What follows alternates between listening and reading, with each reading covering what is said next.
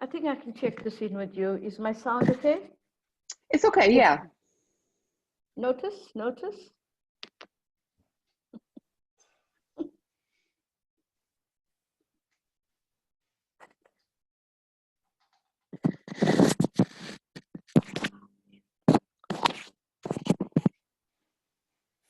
Hi, everyone who's joining. We'll get started in a couple minutes.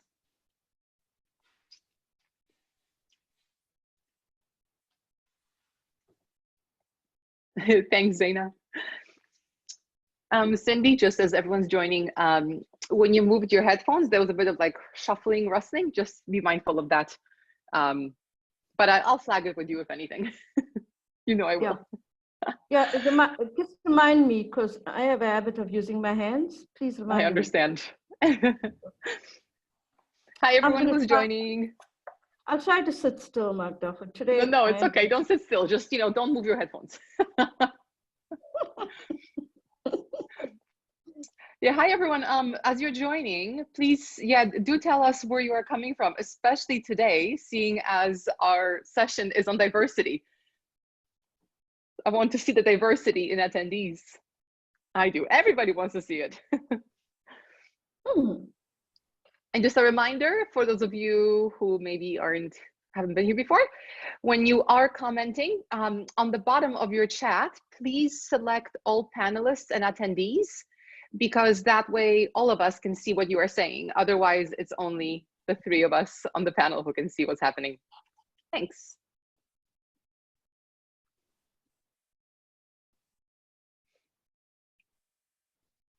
All right, that flew by really quickly. We are actually due to start.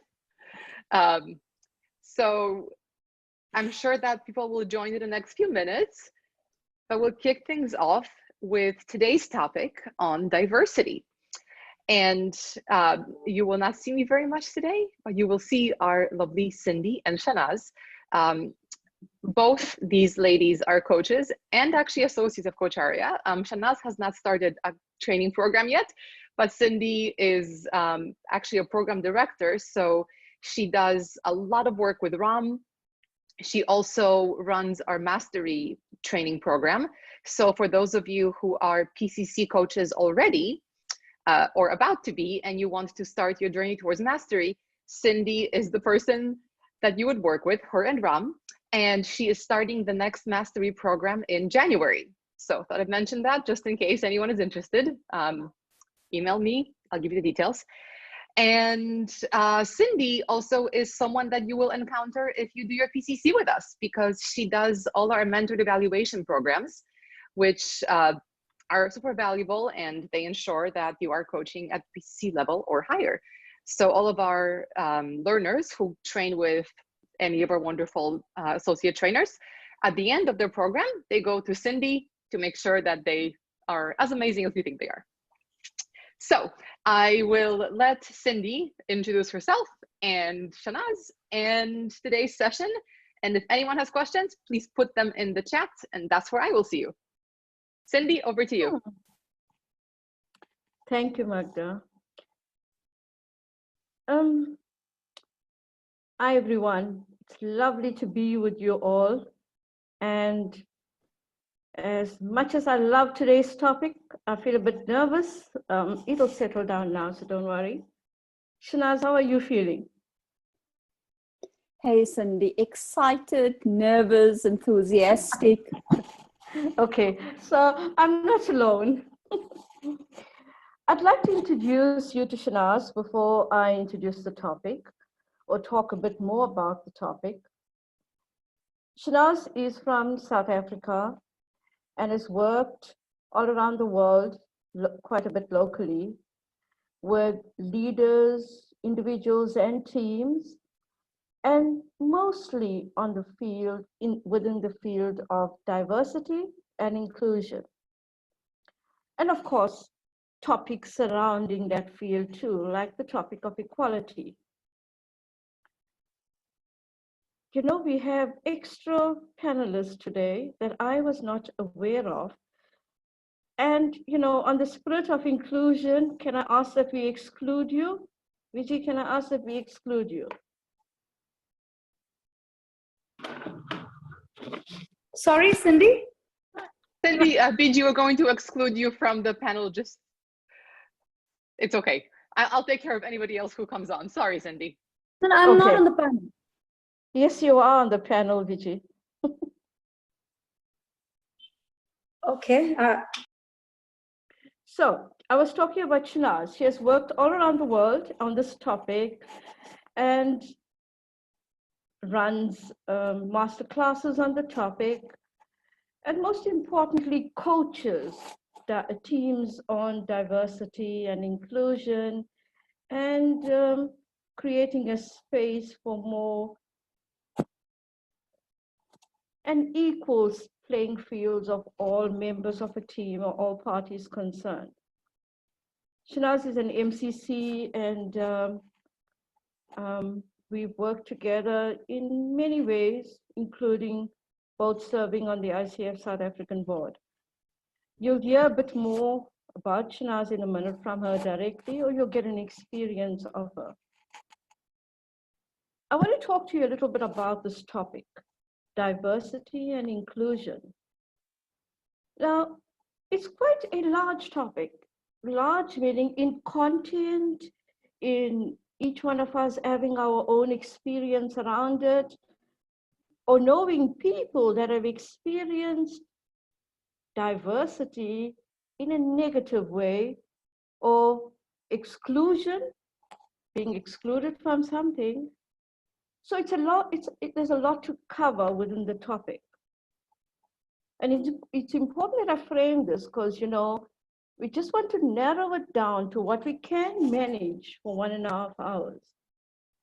So what we are going to do in 1.5 hours is Shanaz and I will share some live experiences and talk about it within the context of content. We'll talk a little bit about the content, but mostly we're going to talk about the content relating it to live experiences. And of course, we're going to talk about it largely from a coaching point of view, meaning how do we coach teams and individuals that have experienced this topic, some negative, some positive, or some not knowing how to cope with diversity or inclusion. And we're going to spend an extra amount of time on coaching women within the space of diversity and inclusion. Okay, you're all okay with that framing?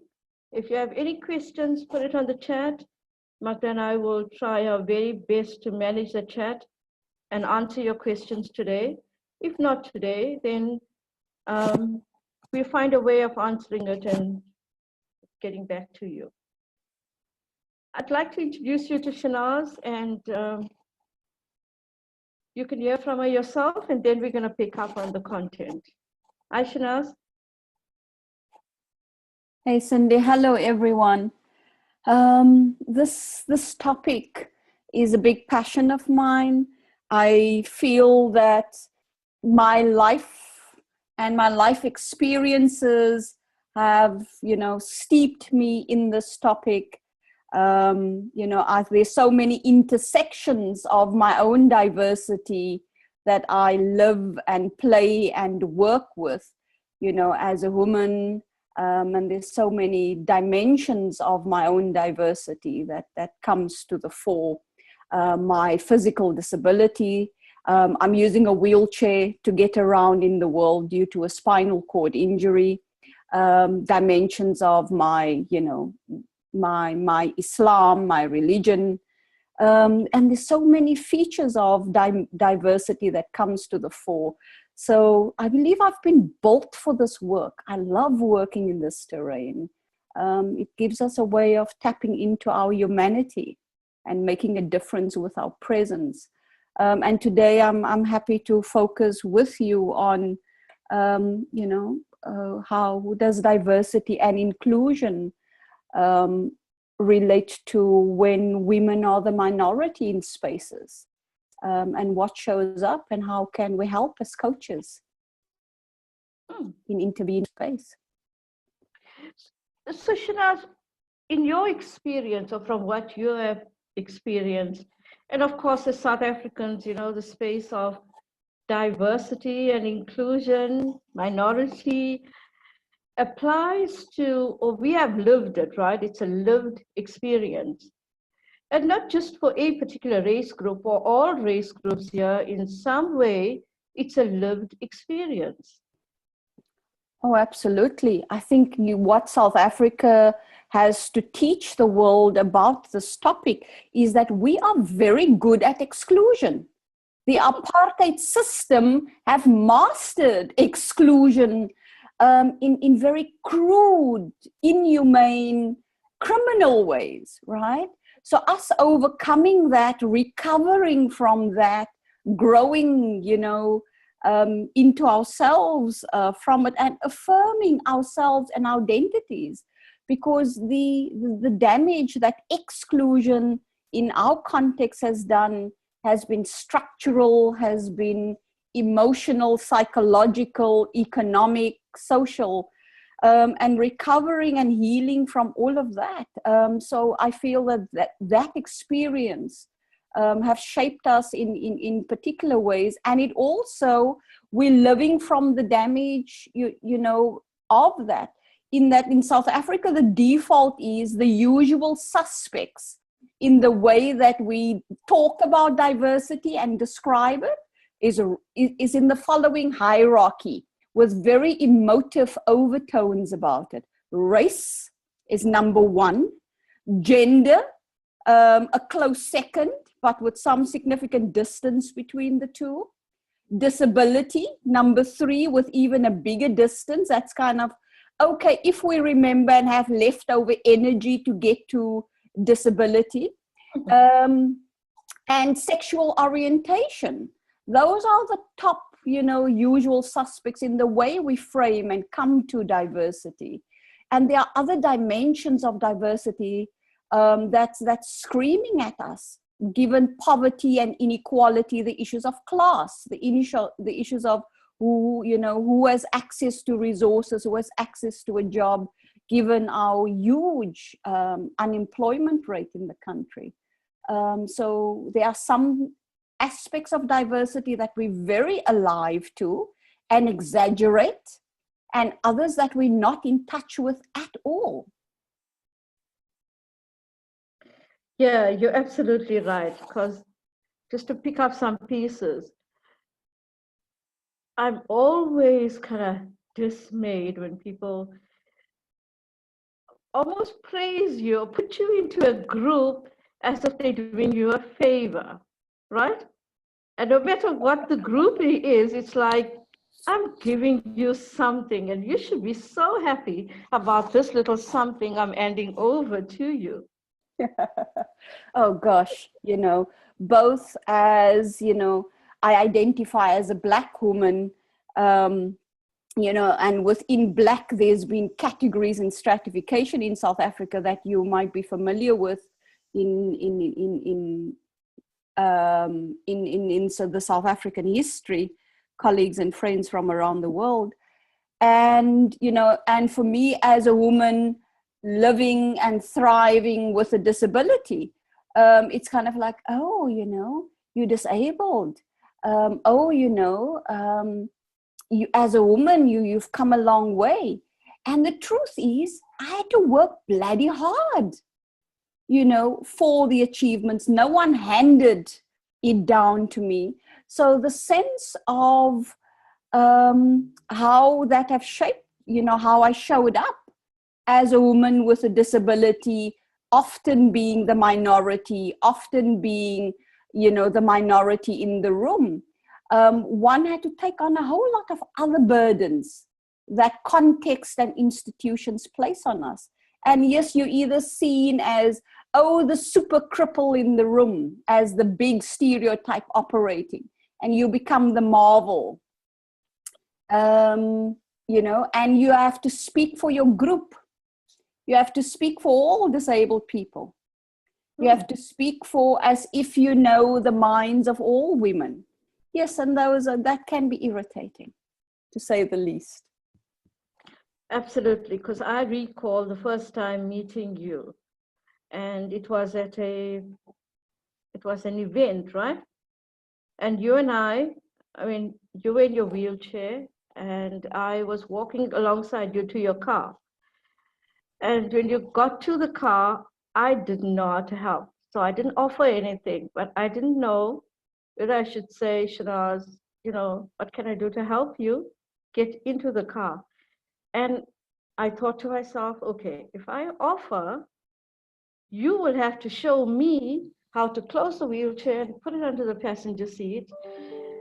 And I would actually be an hindrance at that point instead of helping, right? Yeah. You know, that navigating that space, because I've learned that both as a woman having to navigate this world in corporate or government or institutions where we work, the politics of help as a woman with an added dimension of my disability needs to be carefully negotiated, right? Because firstly, in that example that you're offering and reminding me of, Cindy, is that we were at the beginning of building our relationship. So you were not just some stranger, beautifully big-hearted, generous as human beings are, and offering to help, you know. We were at the beginning of a relationship, getting to know each other, and that awkward moments of, okay, we haven't been in this experience together before. How do we negotiate the space, right? And in terms of disability rights, the tip is, you know, wait till you are asked for help.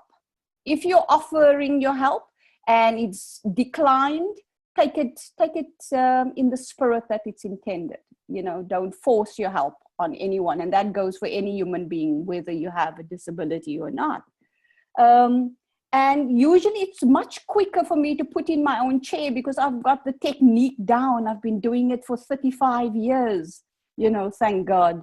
So I can do it in under 2 minutes, you know. So sometimes help delay that process. And sometimes I play with it, you know, okay, you know, you help me today. I'm tired. I don't have energy today, you know, for me in my chair. So it's okay. I need some help. So I'm quite comfortable with allowing help and also negotiating help on my terms, right? And sometimes I can get, you know, quite energetic around having to let the help know that, no, not this way, you know. You're offering to help, so, you know, let's negotiate the power dynamic that's at play here, right? So yeah, and it's about, and sometimes it depends just what mood I'm in, you know. If I'm in a teacher mood, then okay, I'll show you and this is how it works and so on, so that we both walk away with something more. And other times I just don't have the energy and the patience for it. Absolutely. And over the years, I've got to figure that out, you know.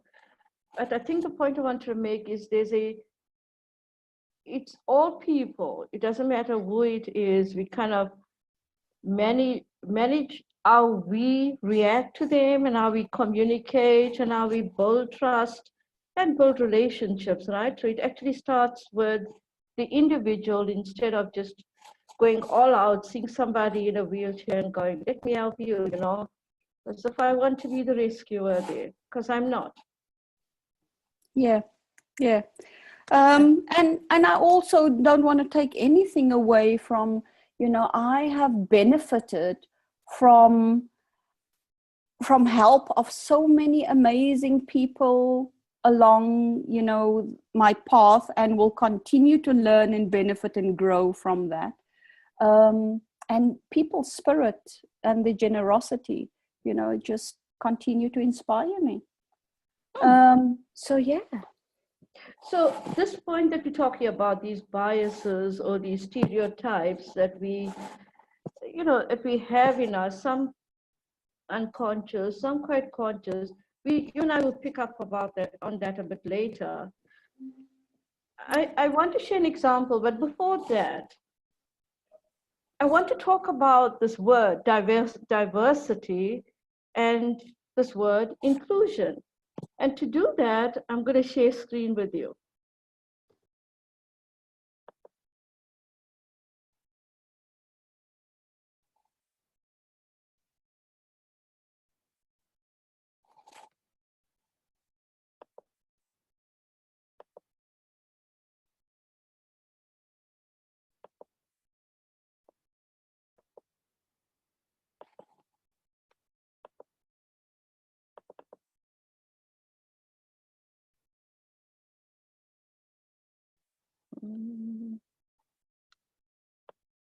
Give me a moment. It's always, I think I got it now. Okay. Sorry, I was just talking to myself there for a minute. It's okay, Cindy. It's a sign of genius. Yeah. Okay. Diversity is on my screen. And I'll manage this out of the way. So diversity, if you can read it, so there's many definitions of diversity. I've looked at quite a few, and they all allude to a similar thing. It's a range of human differences. And I like that because it's not alluding to one thing, race, politics, gender, age, or social class. It's a range of human differences, including, but not limited to, all that you are seeing on the screen. Race, age, religion, ethical value system, and political, right? Sometimes we get into the space of wanting to use this word diversity within a very limited box, or we box it and we speak within the framework of the box. But it's a range of human differences.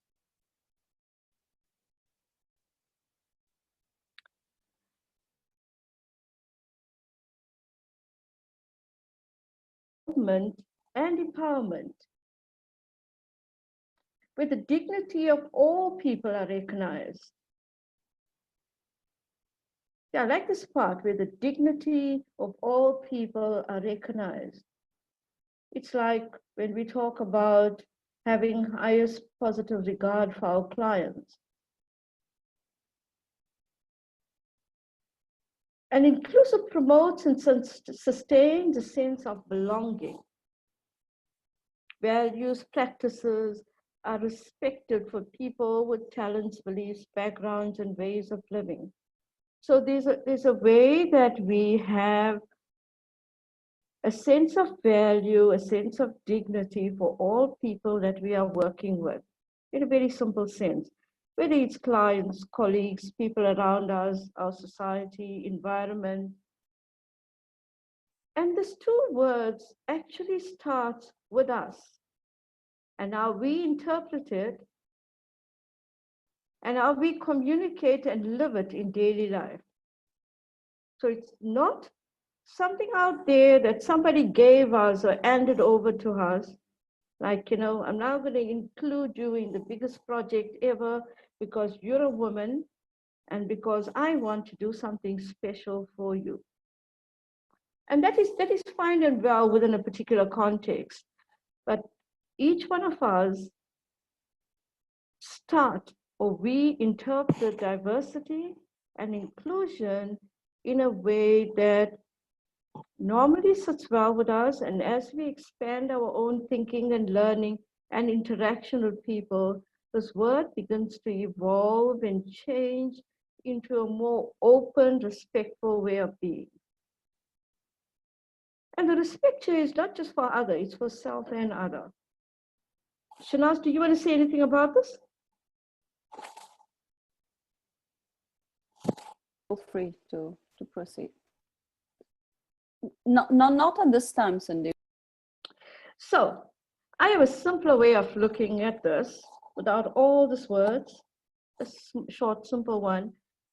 And It was actually Shanaz who brought this to my attention, or spoke about this quote a few weeks ago when we were looking at this topic in preparation for this colloquium, or in asking ourselves, this is a big topic, what are we going to do for 90 minutes?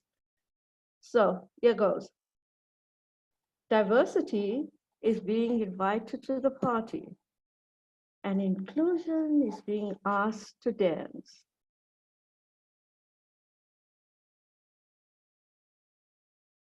That's a simpler one, right? And it has a more lasting impression in us as we can, begin to notice what these words mean for us in terms of our own experience and in the way we interact, the way we relate to that experience and interact with people around us, a very systemic approach. So I'm going to stop screen share and we're going to talk a bit more.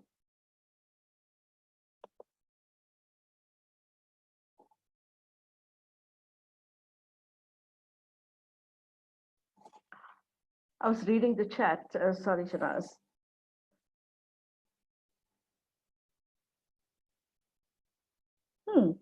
Some nice messages coming in. Yeah. Yeah, well, that's wonderful that you all are sharing your points of view around it, because of course we all are different. And everyone's point of view is well respected within the space. So Shanaz, let's open this topic into a larger space or into the space of coaching individuals, coaching teams. But before that, I want to share a story with you, and let's talk about it a bit, or share a lived experience. A few months ago, I was in a meeting, part of a team, about 15 of us there, and we were in a day-long workshop. And there was a part of the meeting where the topic or the discussion got into a debate and a bit of an argument. So, it was getting a bit heated up. Some emotions were beginning to fly. And so I'm going to be quite honest, at that point, I was busy off listening to this argument that I thought was silly to a certain point, and doodling, drawing some flowers at the same time, but I was half listening. And the facilitator said, let's be respectful of the diversity in this room. Like, hold on, guys, just hold on now, because this is a heated argument. Let's be respectful of the diversity in the room. So that caught my attention, and I looked up, and I found most eyes on me. And I thought,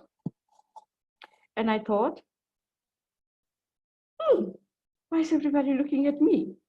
And realized from a race point of view, I was the odd one out in the room, just from a race point of view. But at that point, I quickly gathered my thought into some things that was part of the argument, because I had to respond. I mean, I felt I'm going to respond now, and I said, why are you all looking at me? Why are you all looking at me?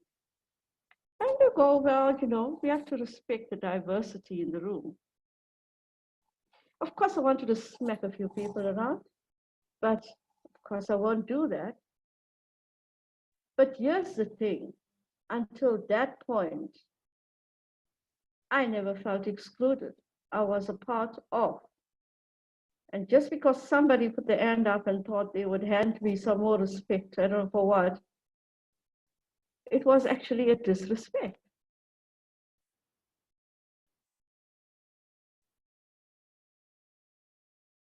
Because I was excluded from that. At that point, I became the exclusion, or the minority, or the difference. And everybody, 14 people were together, and I became the odd one out.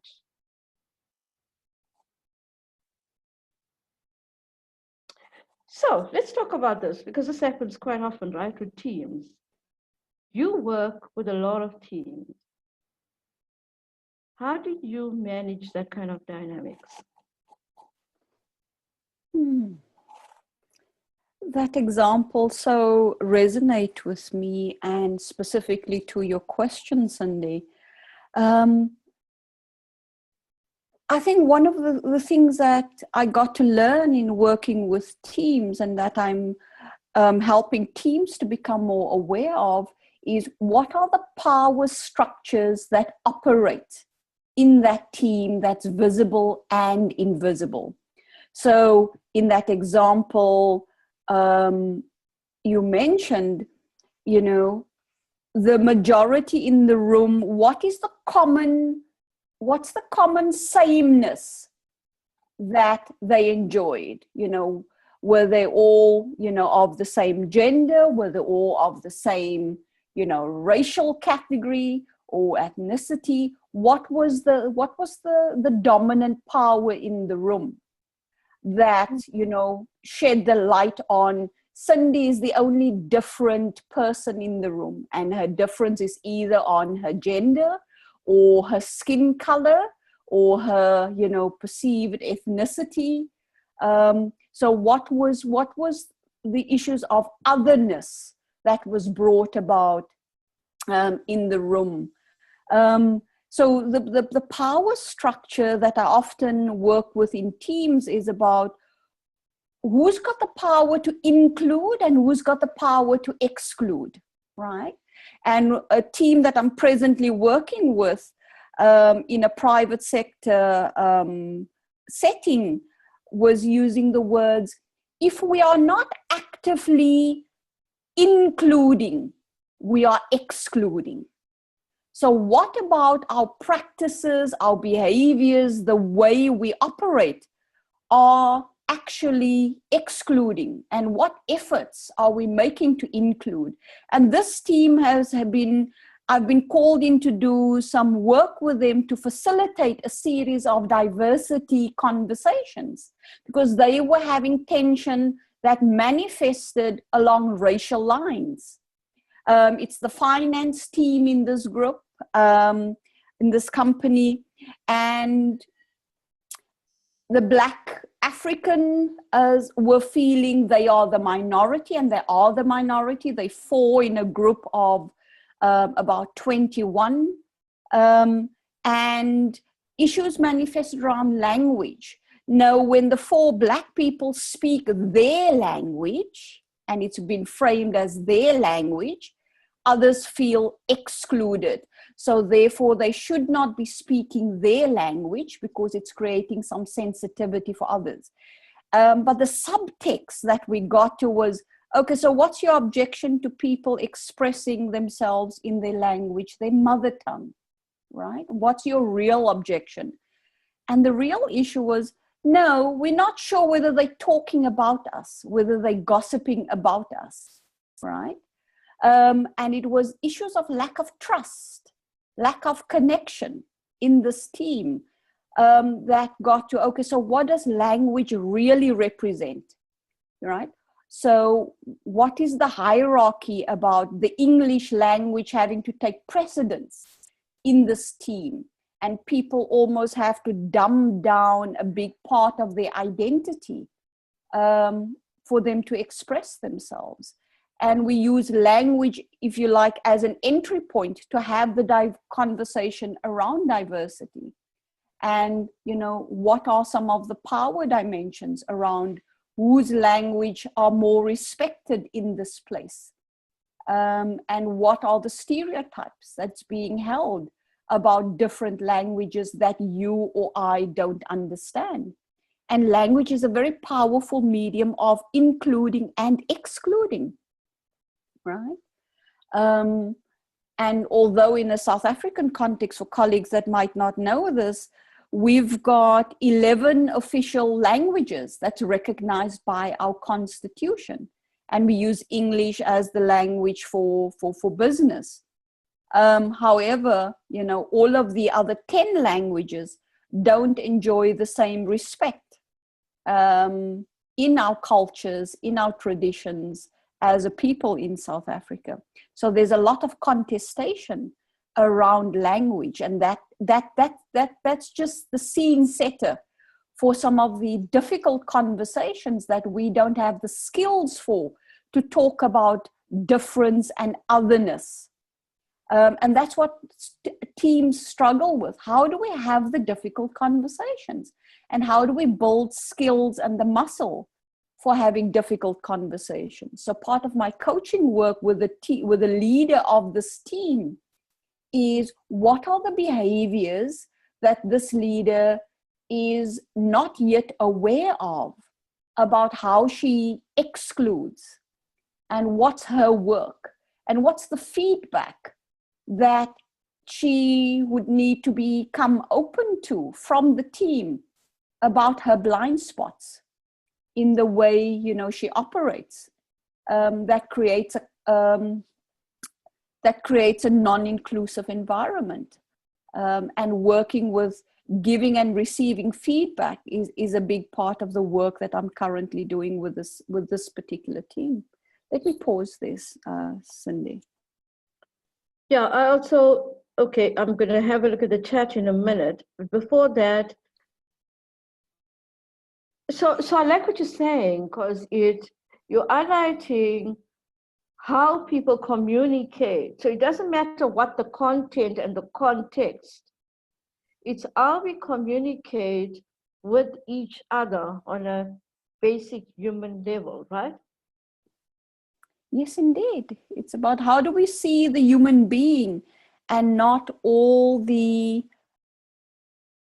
filters through which we look at each other, and the judgments and the stereotypes that we are making. So we need to get, as coaches, we need to get very clear about what's our own biases operating in the moment, and is it getting in the way of us connecting with the human being in front of us, or the system that we are stepping into or immersed in.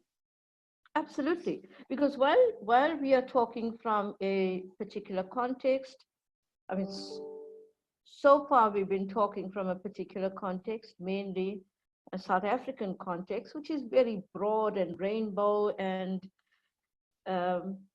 you know, lots of diversity. Diversity happens all around the world in different ways.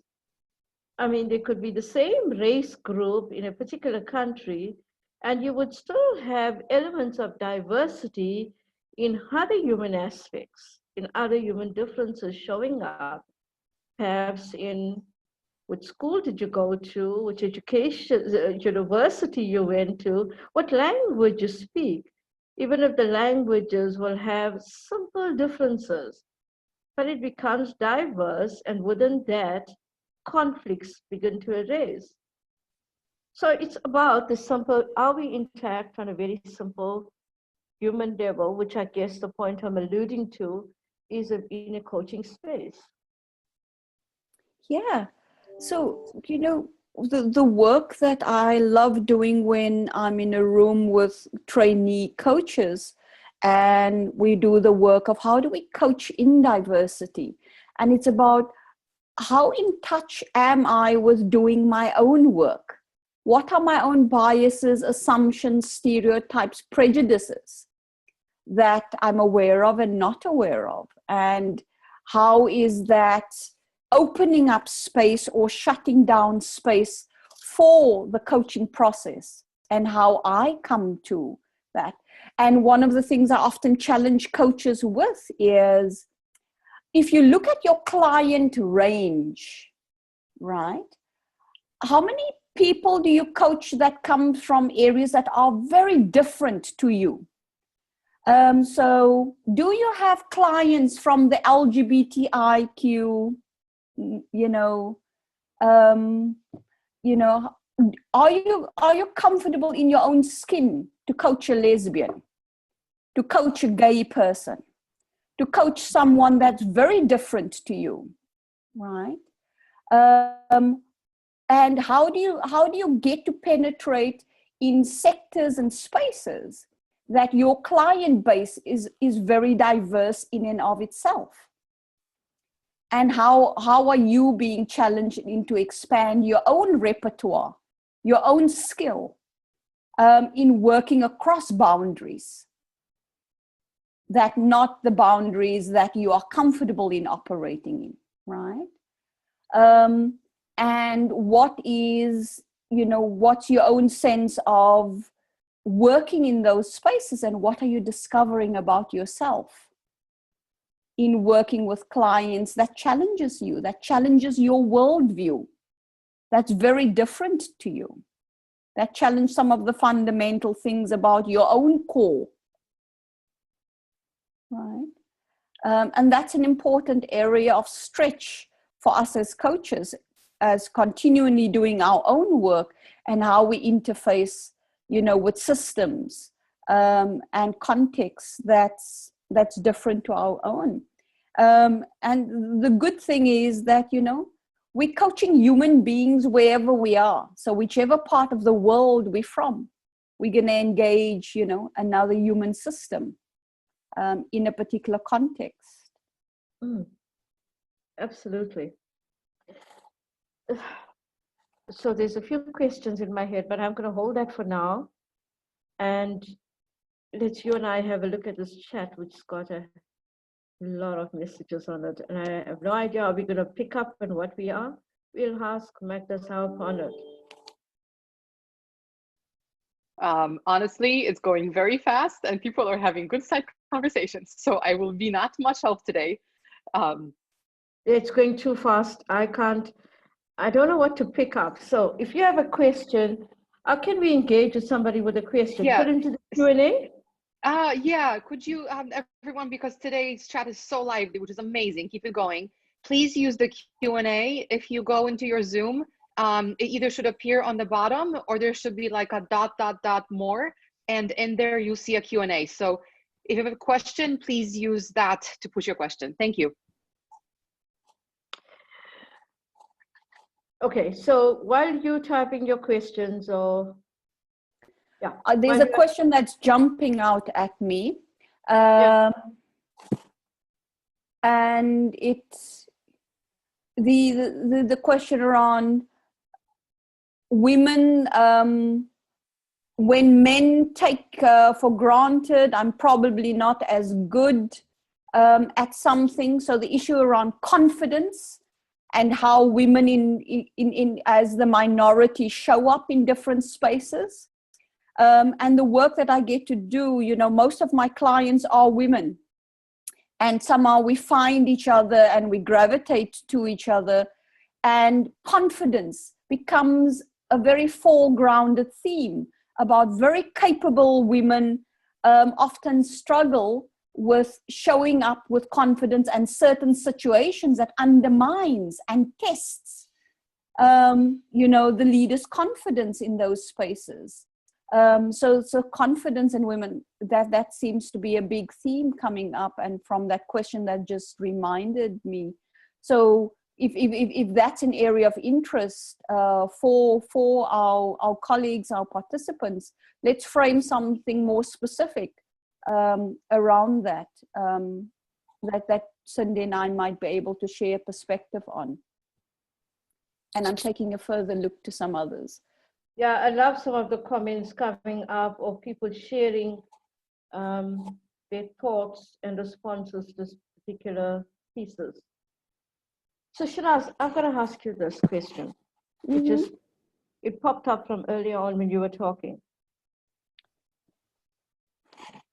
As a woman, talking about traditional exclusions, right? As a woman in the workplace, what have you experienced of traditional exclusions? Okay.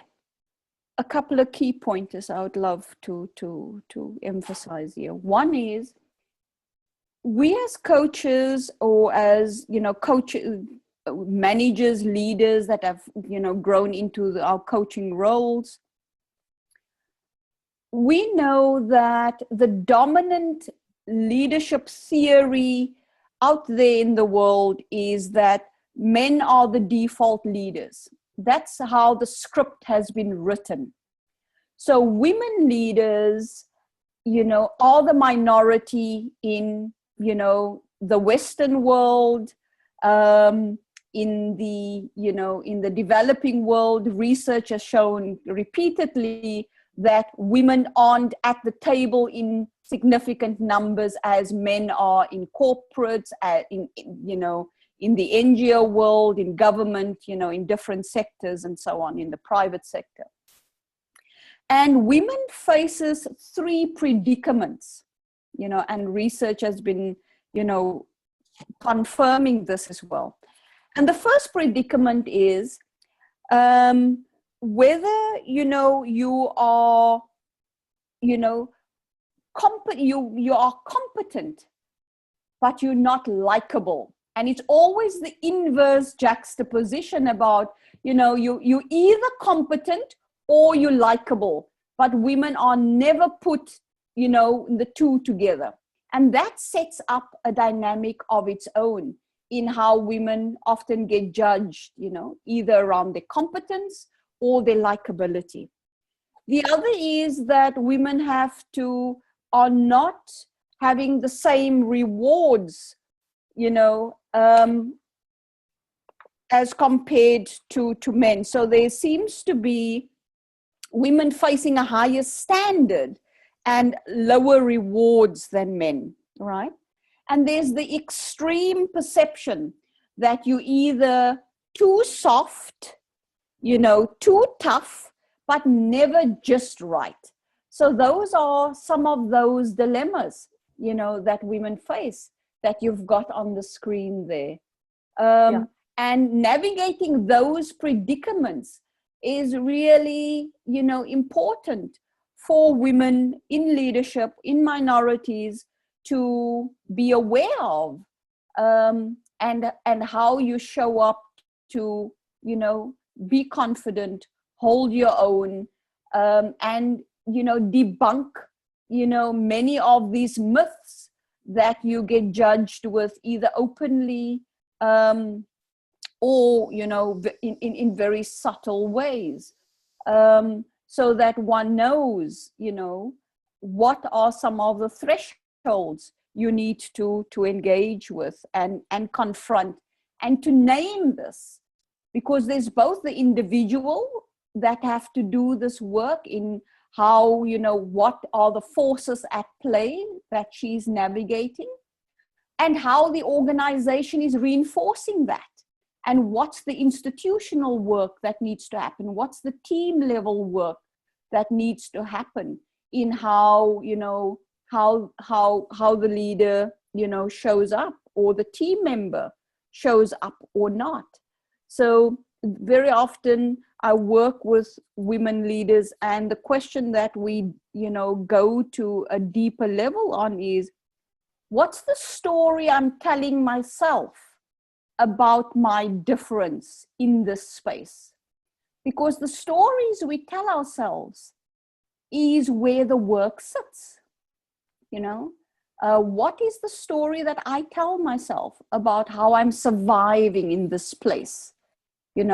How I'm managing my relationships in this place? What is the dominant culture that I am, needing to survive?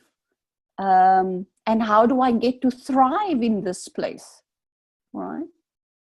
And managing the transition through that is often, very important work. But, from a narrative coaching school of thought, it's also, what's the story I'm telling myself as a minority woman, leader, team member in this space?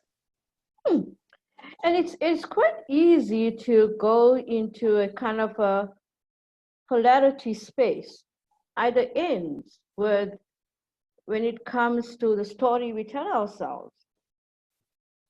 because I've seen women that were either marginalized or minority, become a minority for just a simple thing, like a simple reasoning or a simple value, a workplace value or a workplace perception, where they either got, I don't like the use of this word, but I can't find another one, where they just got put down all the time, you know, and their opinions were not important, or their status or their degrees or how good they were, talents, abilities were all taken a second or a back seat because just because they were a woman in another dominated world where something else was dominant and they were lesser. And I've seen over time, my experience from coaching them as shown over time that this put down and you pick yourself up and you get put down again and you pick yourself up, it begins to show up as a reality for them. And they resign themselves to being in that space. And in coaching, when they come to coaching, recently coached somebody in this space and quite senior leader. But when it comes to coaching, they're so in this polarized extreme space, it's actually very difficult for them to have any kind of forward moving or other conversation. Because no matter what, they get resigned to the story they were telling themselves. And the one thing I found is that it takes an extreme amount of patience on both sides. Yeah, it's almost like it's a place of stuckness. Absolutely. And it also, there is a delightful point here because that person is sitting in coaching, which means they want something more. They're looking for some way out of the stuck space, if you want to call it, right? Yeah. And I think yesterday's webinar offers, some beautiful tools, that space in between of transitioning to a new story, we tell ourselves, a new possibility to emerge. And I think for me, part of the journey towards moving ourselves out of that way of thinking and that narrative is about embracing both the masculine and the feminine within us. So yes, we as leaders, in these spaces have to be decisive. We need to, act with authority. We need to be able to, exercise, leadership. And yet we need to bring much more of the feminine to the fore about, being collaborative, being vulnerable, building relationships, affirming, everybody in the team. And it's about embracing our own sense of masculine and feminine. And there's a place for being authoritative and directive when the situation demands.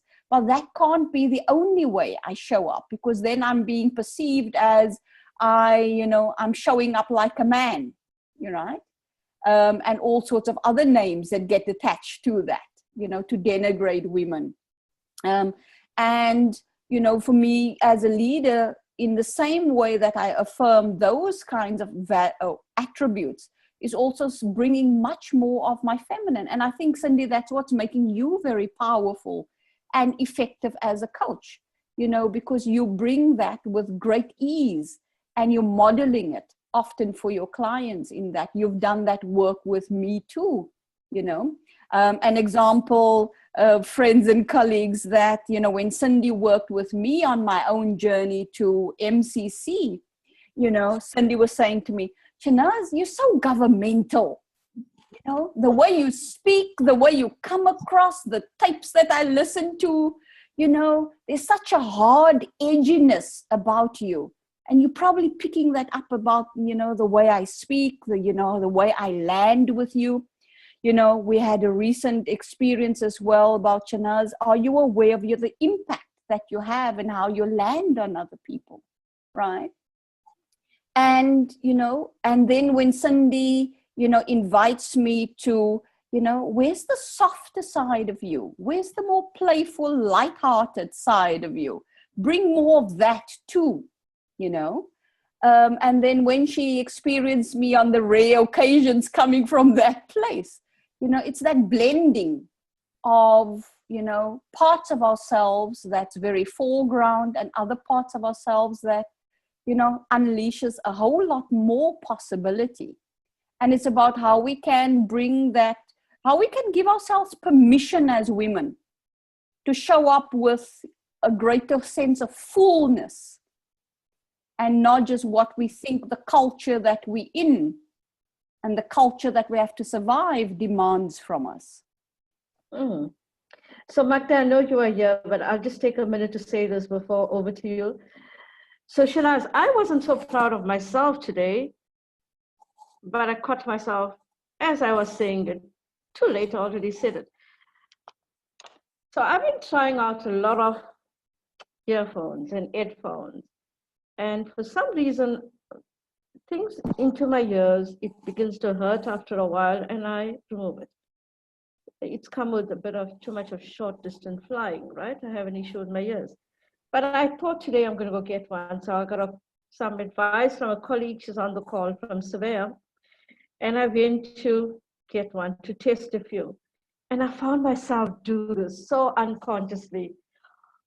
That it looks so masculine. I can't see myself wear that, And I caught myself because I was doing exactly that, drawing distinctions between based on looks, instead of saying, look, that's a bit too big, or that's too small, or I prefer something like this.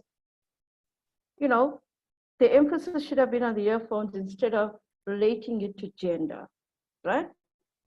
And a bit too late, and then I said, oh, next time. Sure, I get you. And it's about how we catch ourselves and how we get really honest with ourselves, in the privacy of our own head, heart, and gut. And that we can, reveal that to ourselves and, okay, what does this say about me? And what is it inviting me to? And then on the lighthearted side of things, we love looking good. And there's no problem with that either, Why not? Magda, to you? So there's actually quite a few good questions in the Q&A if you both could take a look, but I'm jumping in because I wanted to share something just from my own experience, because all of what you're talking about is very close to my heart, for better or for worse. My background professionally has been in tech, so very male. I was literally once in a company where there was 100 employees and I was the first woman. So, I've been conditioned by my profession until Coacharya, frankly, to that slide you put up, to be harder, to seem more male when I need to showcase the parts of my personality that more fit into that world. And fortunately for me, I think one of the reasons why it had worked well for me is because I am, I guess, masculine in many ways and feminine in others. So I do have that balance, which I can bring to the front. But I think where I've struggled, and I'd love to hear your comments on this, is family versus professional, kind of the polarity. It's one thing to deal with these things at work in the context of your team, in your role as a manager or as an employee. But where I have found that there's, the better things were at work, let's say, the more that I was fitting in, then you have to context switch almost when you go into your role, at that point as someone's girlfriend or as someone's daughter. And I still struggle with that. And this is not a diss to my parents. If they watch this, please don't be offended. But, I also come from a Polish background, which very traditional gender roles historically. And a lot of times, you know, especially my mom, I will hear things like, you know, oh, you're just like your dad, or just, you know, something where I can see that they're seeing the more masculine part of me in my relationship with my family.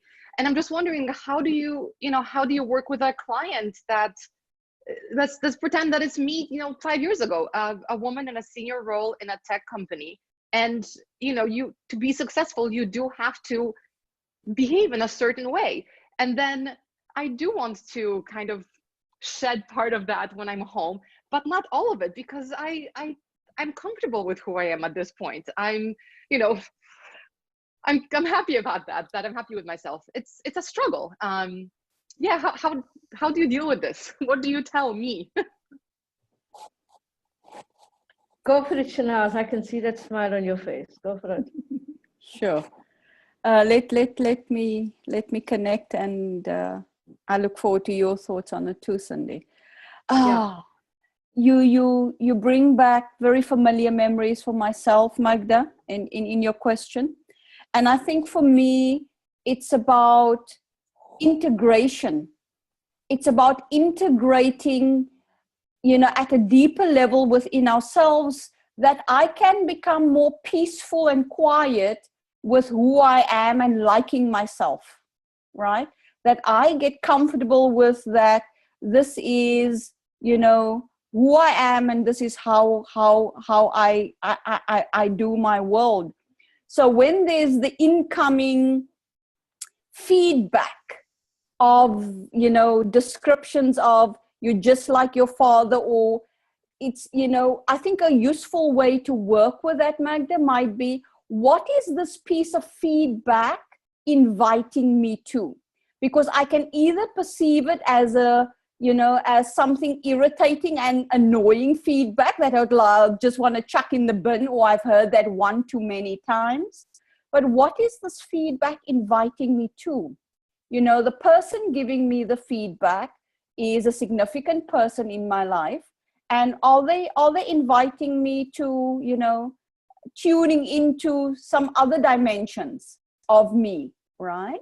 So that would be one place of curiosity that I would explore.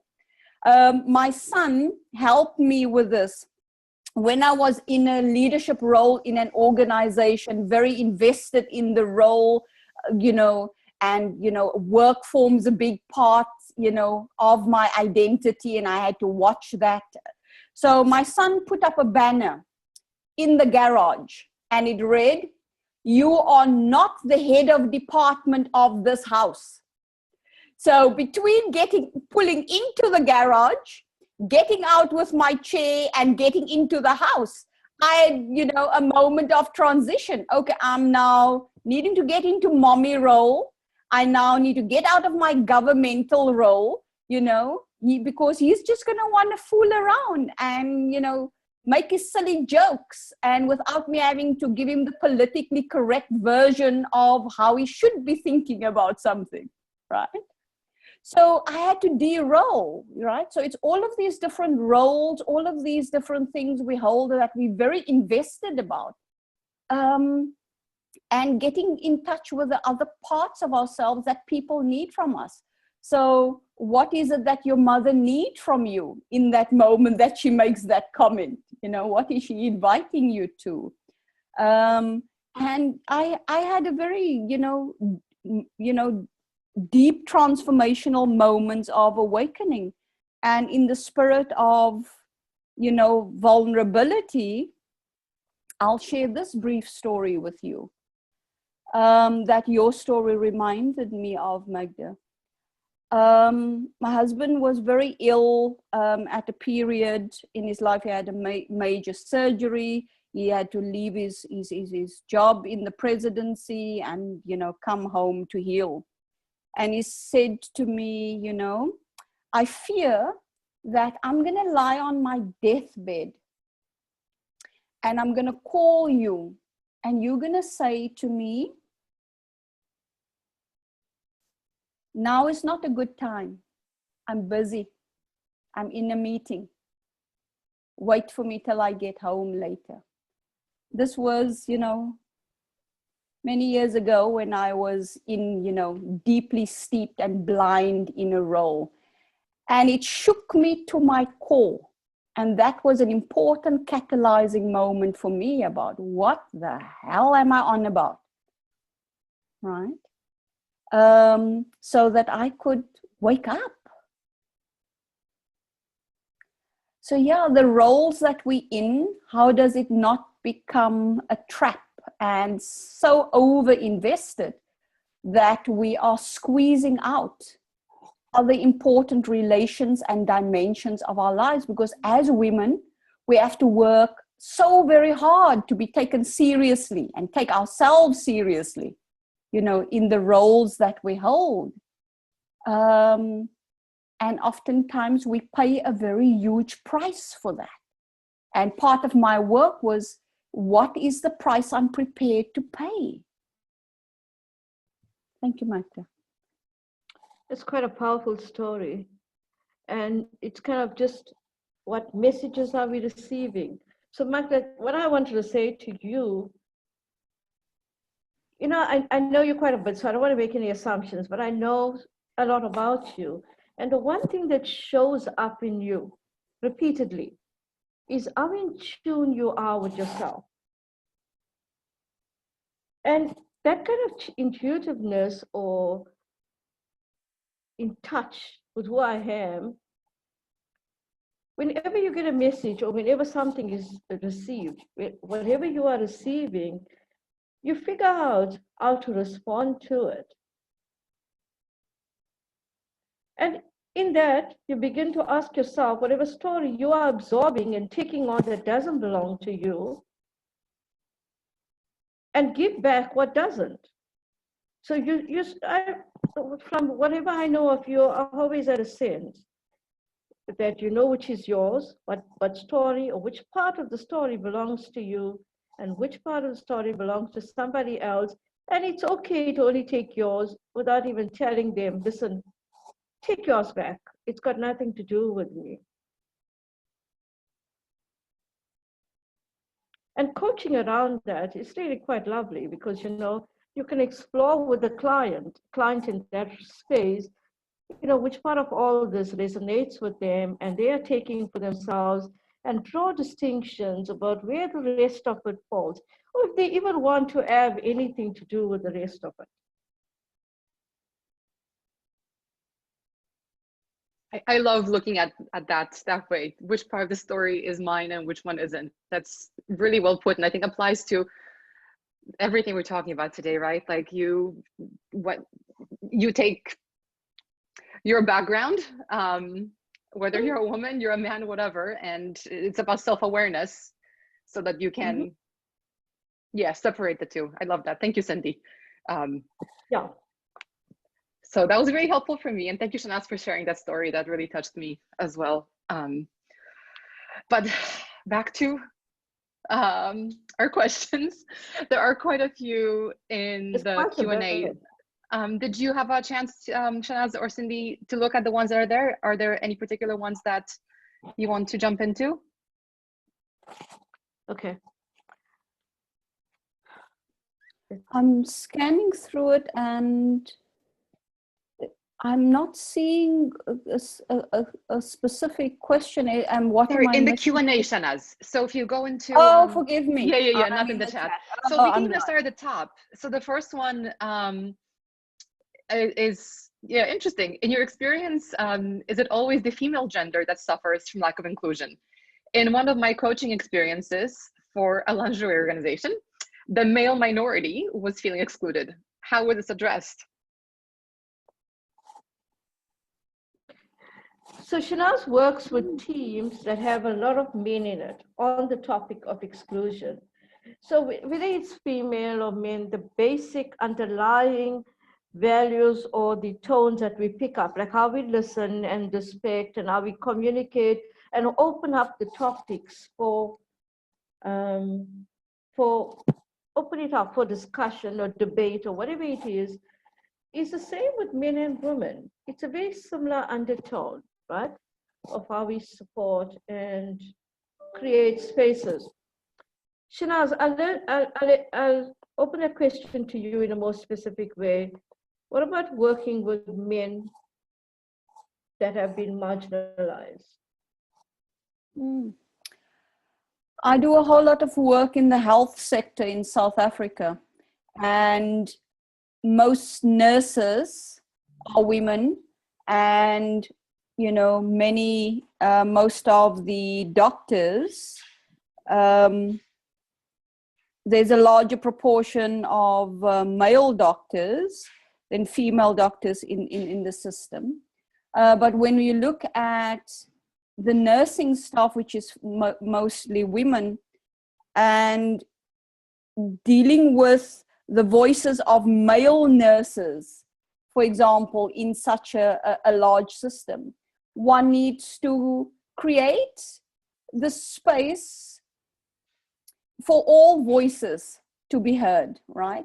And whether it's, men in the minority, one needs to, ensure that you don't rob the system from the wisdom that sits, from the minority. So one needs to do some extra work to access that wisdom, to bring it to the fore, right? And,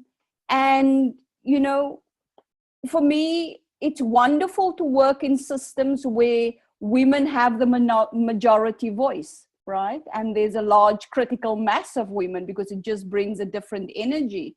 However, that system, would be left weaker for it if, all voices aren't included. So if you're the facilitator in such a space, you need to make sure that you harvest the wisdom from, the minority men in that room. And I know that sometimes, the voices would be subdued to the extent that, no, I've got nothing to add, or, or dumbing down their own sense of contribution.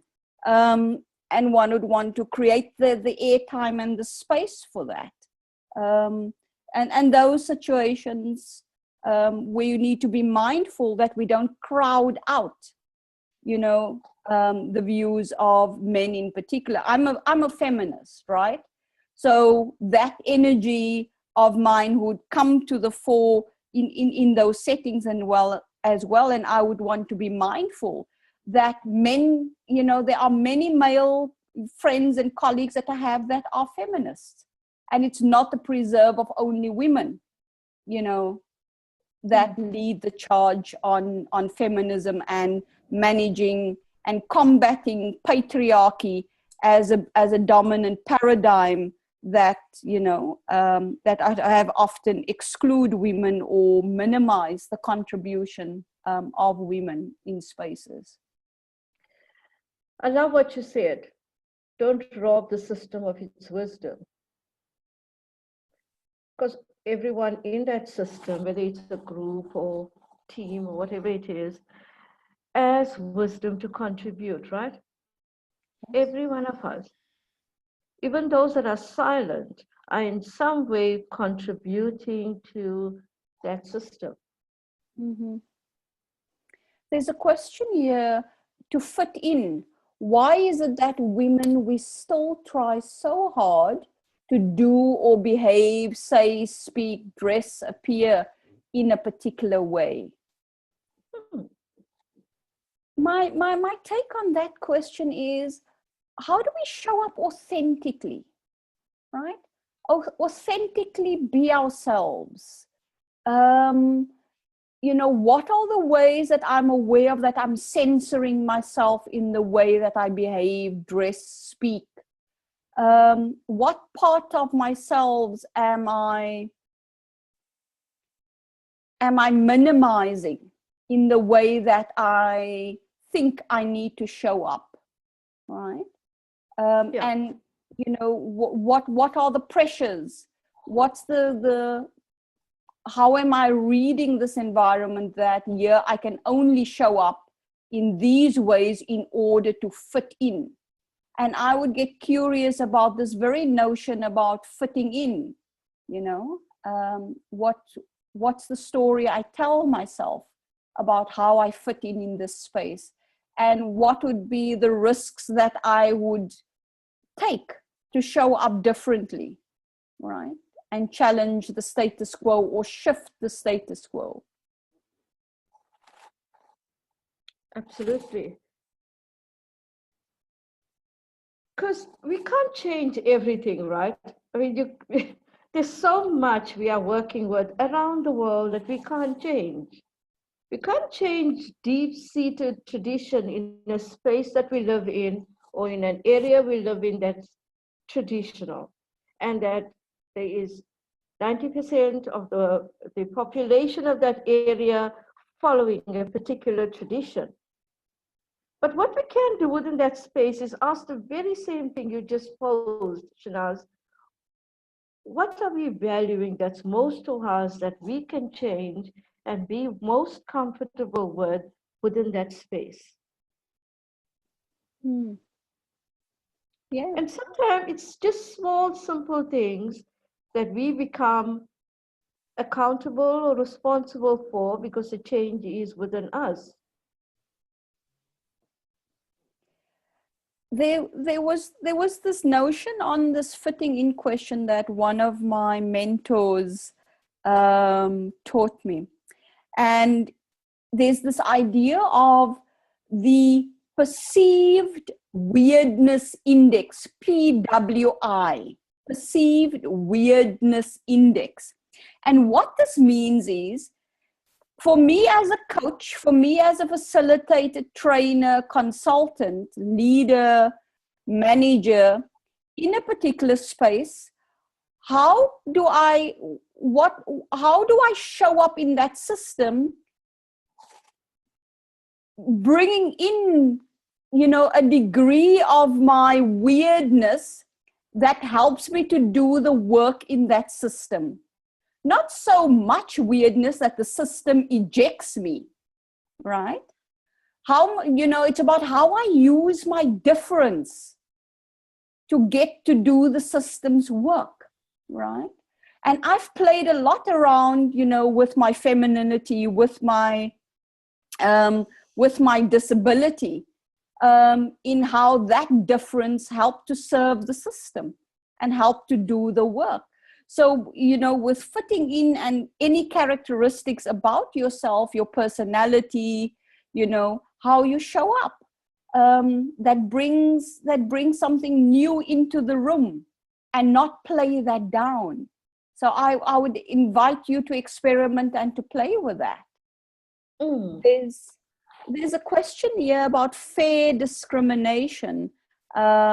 Savaya is saying, I'm keen to hear some comments on fair discrimination. Inclusion can be misunderstood as no space for any form of discrimination, whether fair or not.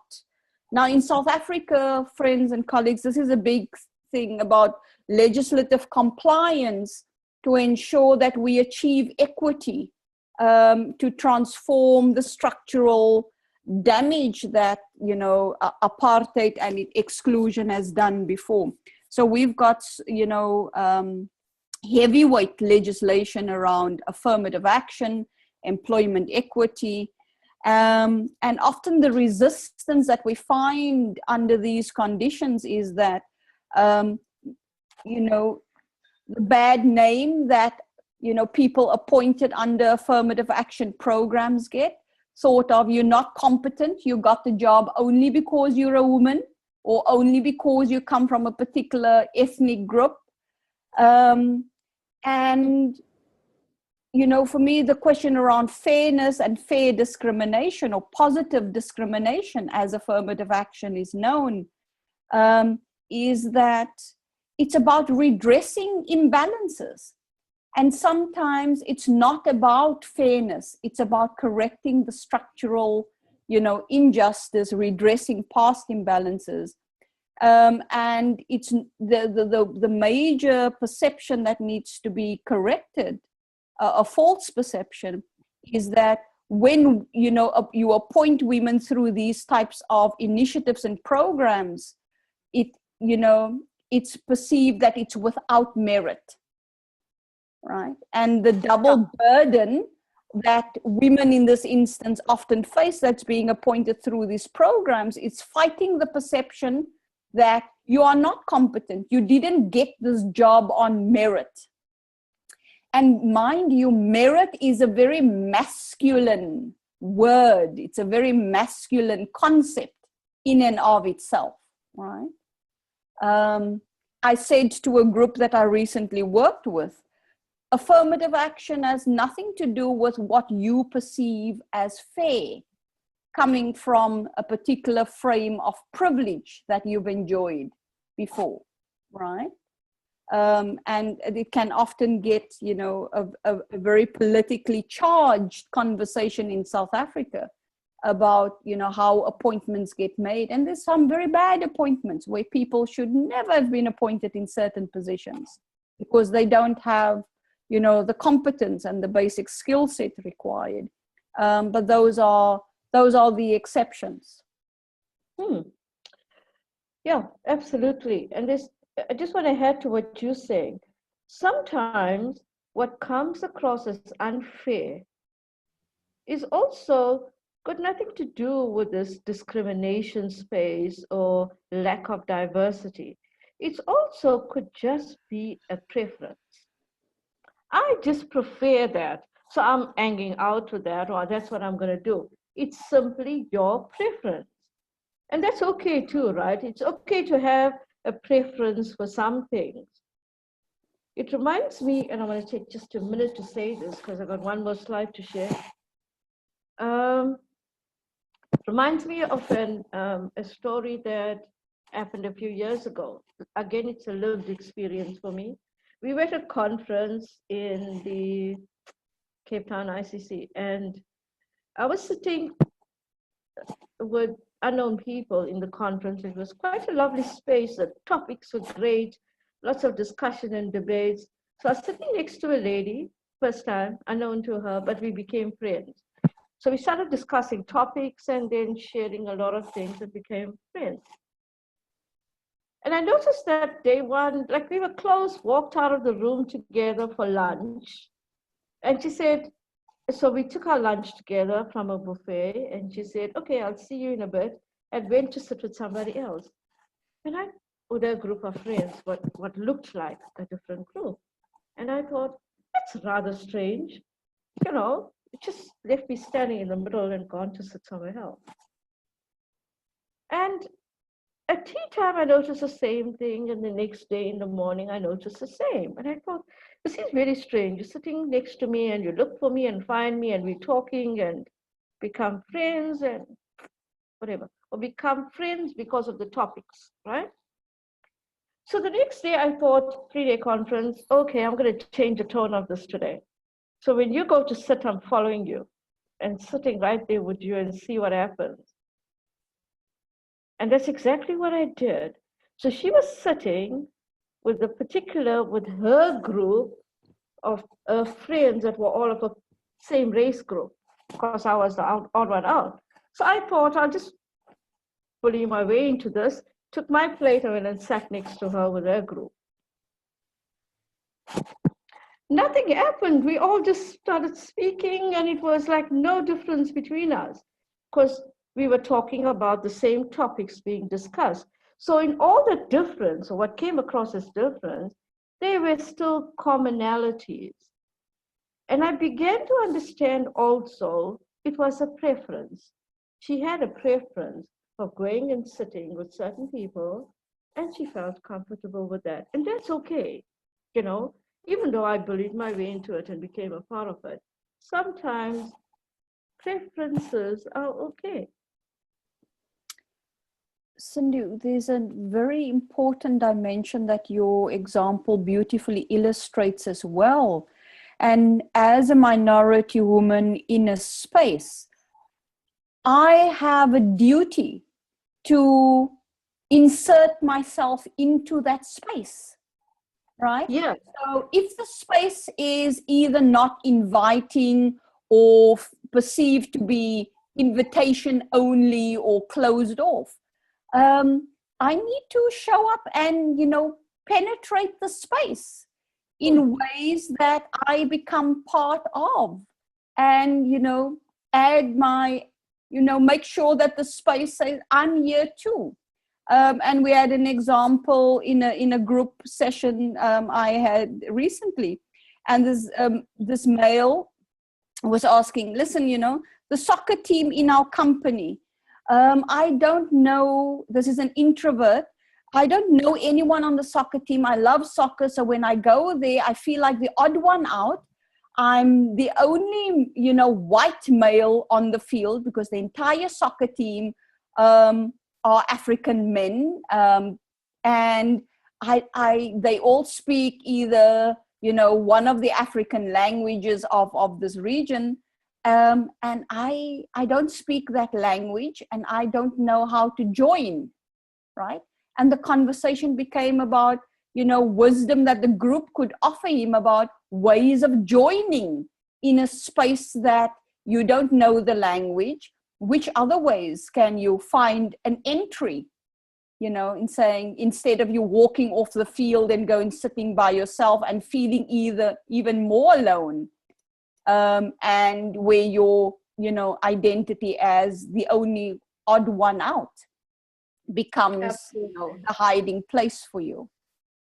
So we've got to insert ourselves in these spaces. Thanks, Shanaz. And I'm just going to share my last screen, which is around some things to consider when coaching people, especially women in a minority group. And this concerns, when I looked at it, it concerns everyone that we coach, paying particular attention to women and teams, though, that, that has some issues around discrimination or diversity and exclusion. And these are, if you look at it, all are from either from our coaching core competencies, and it's all about the way we listen, the way we communicate.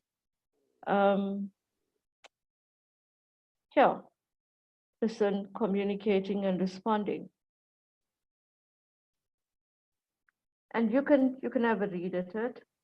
It just talks about respect and sharing personal experiences using more I statements.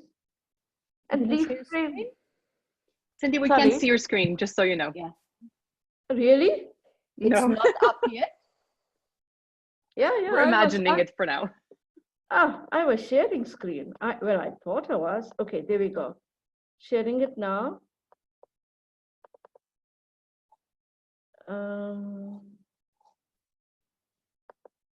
There it is.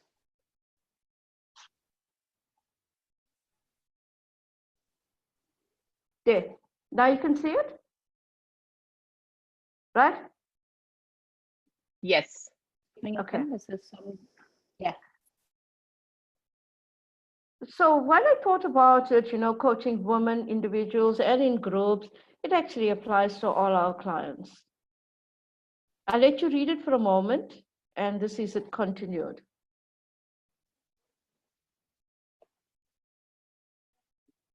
Yes, Cindy, if you could send me those slides after the session, I'll make those available for everyone in case people don't get to read this right now. Okay, will do. I'll do that. So this has been quite an interesting topic, lots and lots to talk about. And I love that people engaged on the chat and share their experiences. It was really lovely to see that. And engage with each other too. So considering how much there is on the topic, ask yourself in the future or from now on, pay attention to what you're noticing about this word inclusion and exclusion, and how you are engaging with this word. What do you need to invite more of, or even kick off more of? It was lovely being with all of you. We're not right at the end right now, but I just want to ensure that we round up in a good way. And I'm going to hand over to Shanaz and then to Martha. Shanaz, what do you want to say to round up? A few things. I think, the different sites of action for us as coaches in working with minorities or women in this instance, is to look at what's the work that needs to happen at the individual level of the woman that finds herself in this space. How does the context, challenge her? How does she show up, and do the work within the team that she's part of, leading it or being part of the team? And how enabling or disabling are the larger environment or system that she's in? So the intervention and the work need to cut across those different sites of action. So whilst, we want to work with, how the leader herself engages with the space, how she changes her own narrative in order to, be more effective and show up and participate and include, herself and the conditions that she's operating within. It's the impact that will show at team and at institutional level, because the organizations that we work in and with has an important duty to create inclusive spaces and to create inclusive leadership and inclusive leadership practices. So it's important, whichever point of entry we get as a coach, to work with these, dimensions.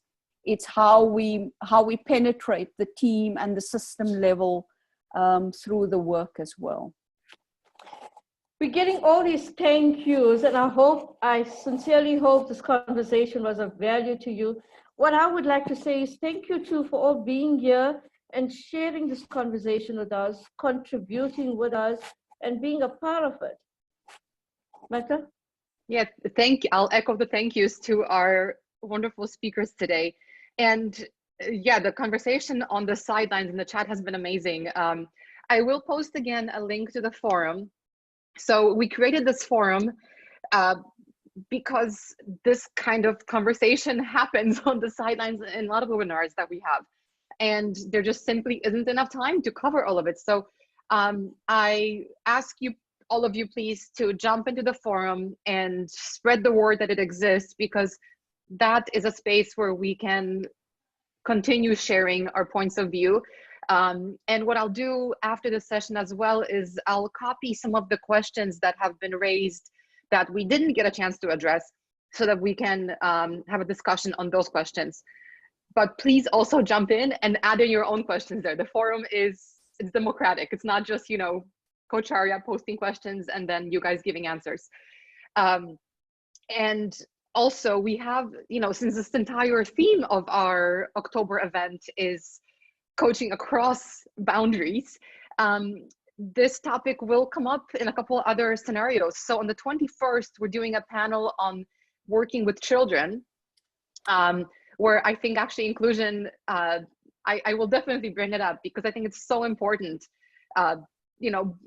Bullying has been around since children existed, and it's really great that in recent years, it's been a topic that's been discussed more publicly. And I think just the concept of inclusion there could be a powerful thing to explore. So I think in the context of working with children, please come on the 21st to talk about this. And also on the 29th, Janet Harvey is hosting a panel on the confidence gap. So specifically talking about women. So please attend that one as well and come ready with questions. It's sure to be a great session. But tomorrow we have our session on mastery. So Ram will be back on screen and back in India. And we'll have a few coaches who have gone through the mastery program and are master coaches themselves. But that's not the point of the session. The point of the session is to talk about what makes a master coach. How can all of us exude those characteristics and coach on the mastery level, whether or not we have our MCC. So please come and learn from our panelists tomorrow and the next day on polarities and the next day from Alan Seal. But I think that's it. If you have any questions about today or any other days, you know how to reach me, magda@coacharya.com, and I will see you all again tomorrow. Thank you, everyone. Bye. Thank you.